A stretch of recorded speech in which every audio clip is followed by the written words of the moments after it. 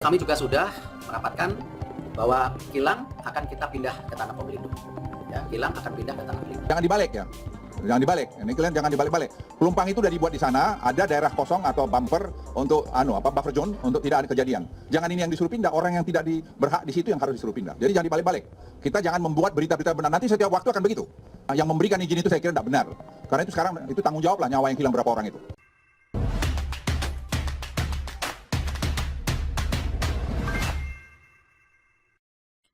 Betul Pak Luhut. Betul Pak Luhut.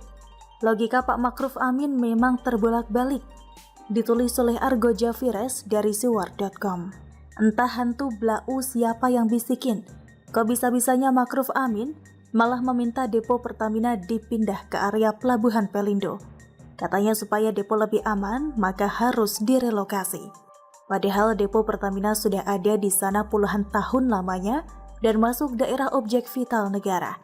Tapi lucunya disuruh pindah sama Bapak Wakil Presiden yang terhormat itu karena dianggap terlalu dekat dengan hunian warga. Padahal mengusir warga liar dari zona bahaya itu adalah opsi yang paling efisien.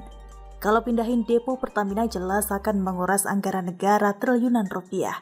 Tak sebanding dengan relokasi warga penghuni liar di area buffer zone atau zona rawan di Tanah Merah itu.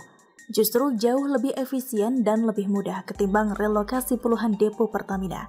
Kalau pindah itu depo, anggaran bisa triliunan dan itu akan berpengaruh pada distribusi BBM di Jakarta. Jadi efeknya bakal melebar kemana-mana. Logika sederhana begini kok susah ya untuk dipahami? Heran saya. Jadi sudahlah, relokasi warga harus segera dieksekusi dalam tempo waktu yang sesingkat-singkatnya dan gak pakai lama. Sebab selain makan biaya yang sangat besar hingga triliunan rupiah, pemindahan puluhan depo Pertamina juga butuh waktu yang lama dan jangka panjang. Selain itu, bakal akan ada potensi bahaya jika dilakukan pemindahan puluhan depo Pertamina. Bisa meledak dan terbakar lagi saat dibongkar, sehingga justru makin berbahaya bagi masyarakat di sekitarnya dan bikin rugi negara. Dalam hal ini Pertamina. Jadi jelas ya Pak, berurusan dengan bahan mudah terbakar jangan dianggap enteng Pak Makruf. Tanah Merah di sekitar lokasi depo itu secara legalitas milik Pertamina dari dulu. Itulah sebabnya warga di Tanah Merah yang harus dipindah. Karena mereka bangun rumah di tanah yang bukan milik mereka. Harusnya Pak Wapres pelajari lebih lanjut persoalan sengketa tanah di area buffer zone atau zona rawan itu sebelum asal jeplak ngemeng yang tak bermutu. Akibat jadi penghuni liar, 19 orang meninggal dunia seketika akibat kebakaran depo Pertamina tersebut. Selain itu puluhan orang lainnya terluka parah serta ratusan orang pun mengungsi ke tempat lain akibat rumah mereka luluh lantak dihajar ledakan depo minyak BBM yang terbakar itu. Sebab kalau negara, dalam hal ini Pertamina, sebagai salah satu perusahaan minyak negara yang mengalah dan memindahkan semua depo Pertamina ke tempat lain, maka akan jadi percontohan yang buruk. Akan banyak para pencuri lahan negara yang nekat menyerobot lahan milik negara karena ujung-ujungnya pemerintah yang akan mengalah. Apa mau begitu? Sejak dulu Pertamina sudah ada di sana. Sama seperti rel kereta juga sudah ada jalurnya dari dulu. Yang bangun permukiman di pinggir rel siapa? Apakah kalau ada kereta yang selip di jalurnya dan menabrak pemukiman warga yang makan korban ratusan orang meninggal, apakah rel kereta dipindahkan juga? Besok-besok bikin permukiman pakai triplek di sekeliling istana negara, presiden disuruh pindah. Atau bangun rumah liar di dekat pangkalan militer, lalu tentaranya disuruh pindah. Atau sekalian saja bikin rumah di Monas, lalu Monasnya yang disuruh pindah. Hadeh Pak Wapres, capek deh. Intinya itu tanah jelas milik Pertamina, kok malah pasrah relokasi depo. Logikanya di mana coba? Kan aneh. Apa nggak sayang duit negara atau bagaimana? Pantas saja Pak Luhut juga marah dan bilang logika jangan dibolak-balik. Pak Luhut menegaskan warga sekitar depo BBM Pelumpang, Jakarta Utara itu yang harus pindah, bukan depo Pertamina yang ada puluhan biji itu. Sejak depo Pertamina dibangun, kawasan di sekitarnya disisakan untuk area khusus buffer zone atau zona rawan. Itu bukan tanah kosong untuk dibangun permukiman, jangan depo yang disuruh pindah. Orang yang tidak berhak di situ yang disuruh pindah, pemerintah harus cari jalan keluar. Tidak boleh membuat popularitas. Tidak boleh membuat popularitas di situ. Tidak boleh, ujar Pak Luhut dengan tegas tanpa tedeng aling-aling.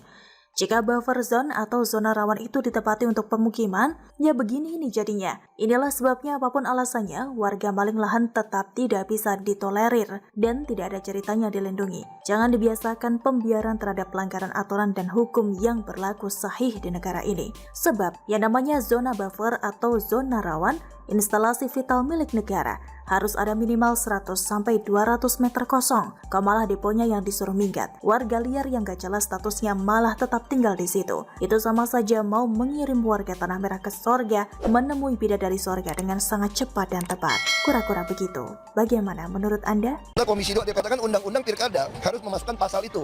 Itu adalah hasil ratifikasi konvensi PBB melawan korupsi. Jika ada pejabat negara tidak bisa membuktikan hartanya dari mana, maka itu disita buat negara. Nah harusnya kalau mau siapapun mau jadi pejabat harus bisa membuktikan hartanya dari mana, biaya hidupnya seperti apa. Kalau kita nggak bisa memenuhi itu ya nggak boleh jadi pejabat, baru rata. Iya, ini kan konsep meratakan lapangan tanding. Sampai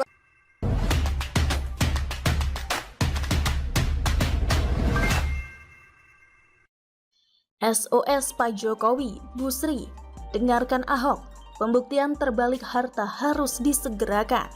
Ditulis oleh Manuel dari siwar.com. Save our soul Pak Jokowi dan Bu Sri Mulyani. Uang yang dibayarkan rakyat untuk pajak ternyata banyak yang dimainkan dan diselewengkan. Ini kasus Rafael, saya yakin gak hanya cuma dia. Korupsi hukumnya selalu berjamaah dan rame-rame. Gak ada lu gak asik. Dengarkan kata Ahok. Ini kata Ahok. Harta Rafael diduga bisa tembus lebih dari 1 triliun dan yang dilaporkan hanya 5%-nya saja. Buat saya ini adalah satu fakta yang sekali lagi membuktikan apa yang dikhawatirkan oleh Bapak Ahok mengenai pembuktian terbalik soal harta pejabat. Ahok pernah mengatakan bahwa setiap pejabat harus bisa membuktikan harta yang mereka miliki dengan rekening dan isinya. Kalau melaporkan hanya 50 sekian miliar, maka harus bisa membuktikan dengan kepemilikan yang baik dari properti ataupun kendaraan dan juga rumah yang mereka miliki. Komisi 2 dikatakan undang-undang pilkada harus memasukkan pasal itu. Itu adalah hasil ratifikasi konvensi PBB melawan korupsi. Jika ada pejabat negara tidak bisa membuktikan hartanya dari mana, maka itu disita buat negara. Nah harusnya kalau mau siapapun mau jadi pejabat harus bisa membuktikan hartanya dari mana, biaya hidupnya seperti apa. Kalau kita nggak bisa memenuhi itu ya nggak boleh jadi pejabat, baru rata. Iya, ini kan konsep meratakan lapangan tanding. Seharusnya ada satu sistem yang memberikan jaminan kepada masyarakat agar bisa melihat perputaran uang yang ada di dalam transaksi-transaksi yang dilakukan oleh para pejabat publik. Kenapa harus pejabat publik bukan orang lain? Simpelnya ya karena pejabat publik ini berurusan dengan uangnya publik. Tantangan Ahok itu saat ia menjabat menjadi gubernur di DKI Jakarta atau mungkin sebelum dia menjabat menjadi gubernur, yakni wakil gubernur DKI Jakarta. Yang pasti ia mengatakannya di depan balai kota dan tantangan itu diberikan secara terbuka oleh Bapak Basuki Cahayapurnama kepada pejabat publik lewat wartawan.